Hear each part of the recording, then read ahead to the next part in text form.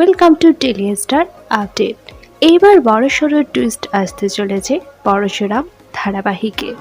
নন্দার বয়ান অনুযায়ী আর বেঁচে নেই শিবানী। স্বামী বিজন লালের হাতে খুন হয়েছে সে।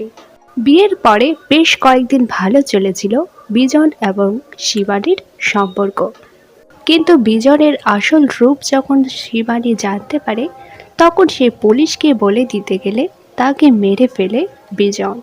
কিন্তু এখানেই হয়তো থাকবে টুইস্ট। আগামীতে হয়তো আবার ফিরে আসবে শিবানী। সম্ভবত বিজন যেন নিজের মুখে সমস্ত কিছু স্বীকার করে, তার জন্যই শিবানীকে লুকিয়ে রাখা হয়েছে। বিজন সমস্ত কিছু নিজের মুখে স্বীকার করার পর সামনে আসুক শিবানী, এমনটাই চাইছেন দর্শকেরা। আপনারা কারা কারা চান পরশুরামের বোন শিবানীকে ফিরিয়ে আনা হোক, তা নিচে অবশ্যই কমেন্ট করে জানান।